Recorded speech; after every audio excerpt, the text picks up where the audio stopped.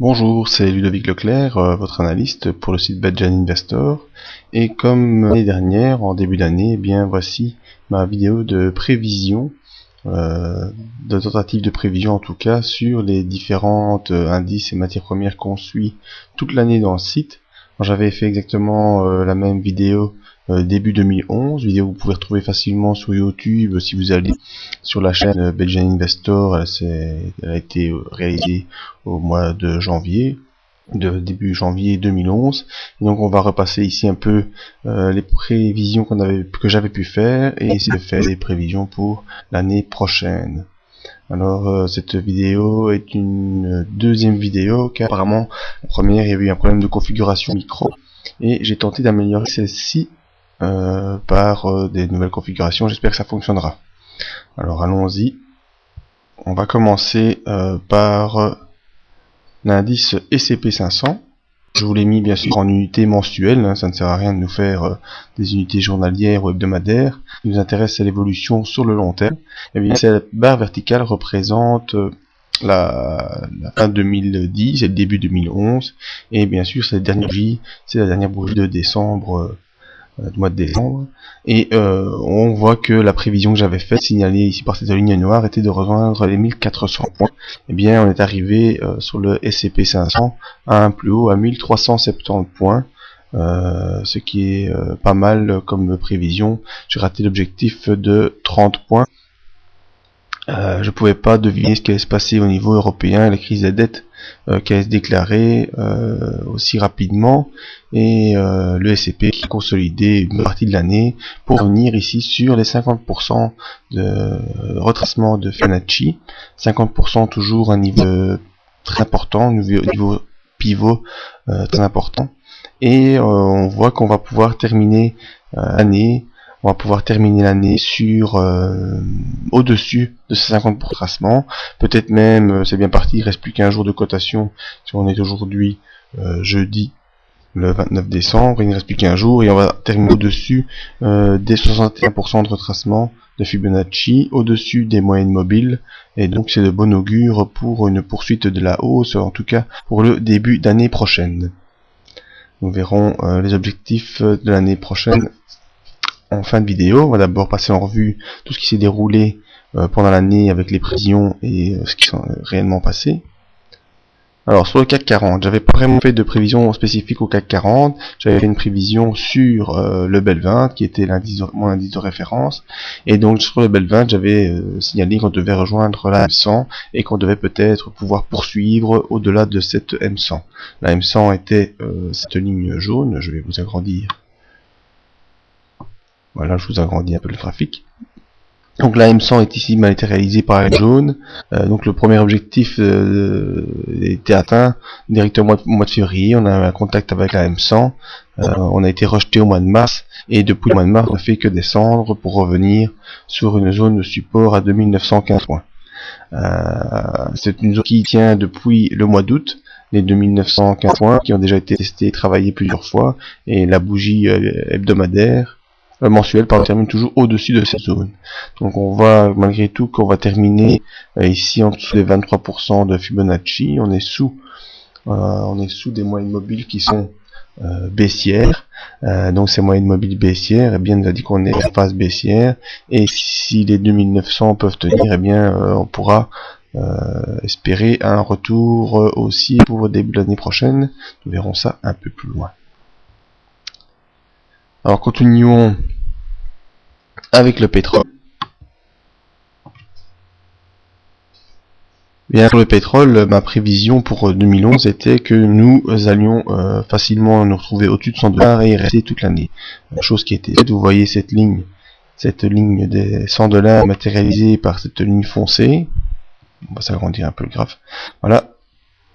Donc cette ligne foncée qui représente la zone de 100 $, qui correspond également aux 50% de retracement de Fibonacci, et on a donc passé toute l'année au-dessus des 100 $. Et vous voyez des petites flèches que je vous ai tracées qui signalent que, à mon sens, eh bien, nous devrions encore poursuivre l'année prochaine avec probablement un retour sur les 120 et pourquoi pas aller tester la zone des 130 $ pour 2012.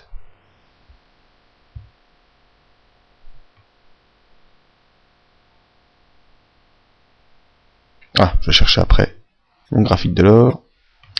Alors l'or, eh bien en 2011, donc décembre 2011, l'or nous avait laissé en clôture à 1431.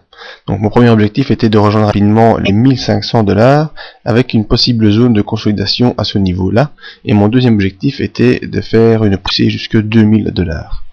Eh bien le premier objectif a été rejoint rapidement. En effet, au mois d'avril, on a dépassé les 1500 $, et on a consolidé un peu comme moi je pressentais en tout cas sur les 500 au mois de mai et juin.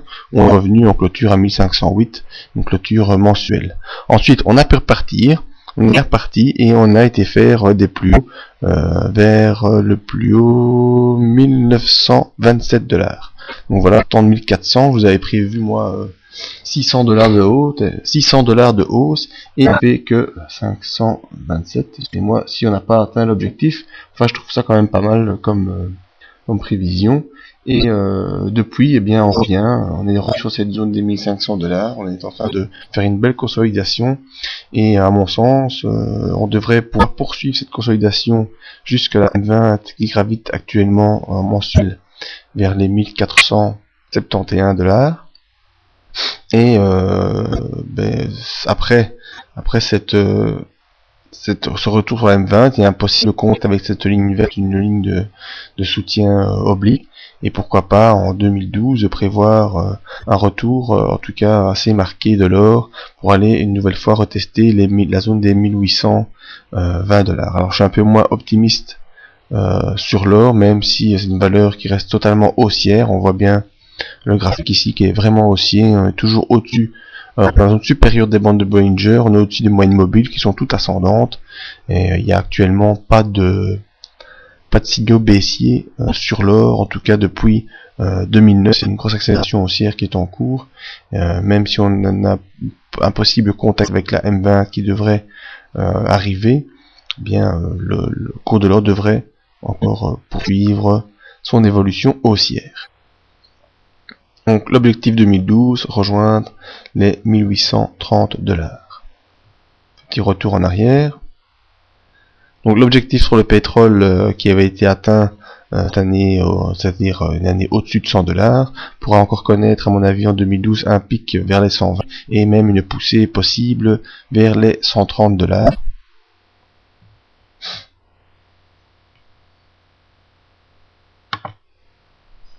Maintenant, le CAC 40, je suis un petit peu moins optimiste là sur le CAC 40. La configuration actuelle est en phase de support au-dessus de 2919 $. Mais dans cette tendance qui est clairement baissière, sous les moyennes mobiles, une fourchette de Andrews baissière et dans un canal qui est baissier depuis le mois de février-mars, eh bien il faudra d'abord pouvoir s'extraire de ce canal. C'est ce que j'indique par la petite flèche latérale. Donc pouvoir se sortir de ce canal,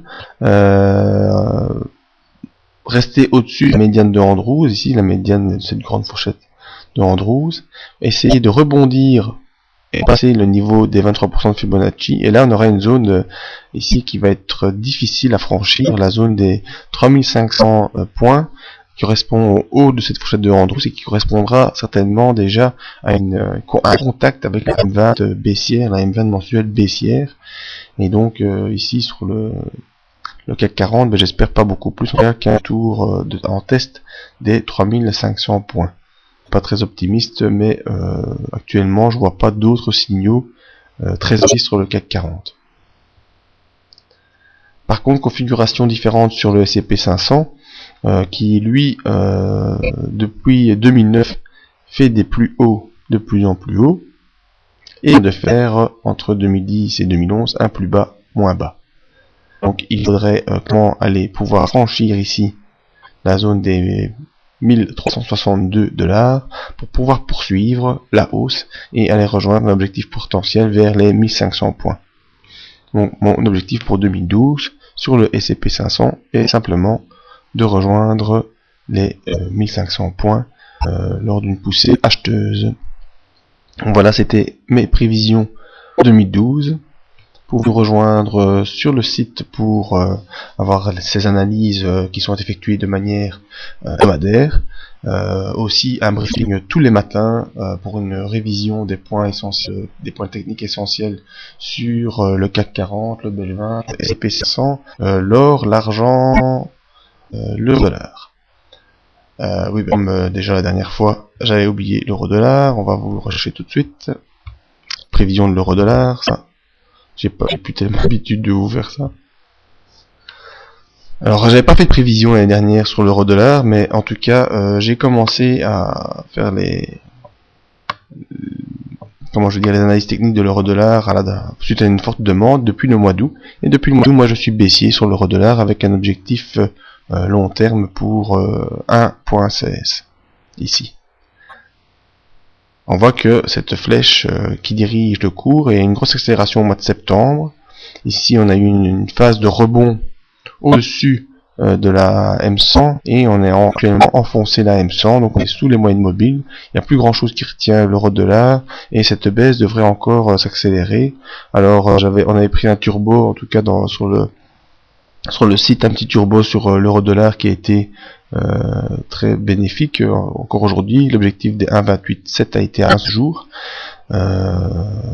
Voilà, et on a en sens l'euro-dollar pour 2012 devrait continuer à baisser et rejoindre ici sa M200 à 1,2 points. L'objectif de cette impulsion baissière étant un contact avec les 1.16.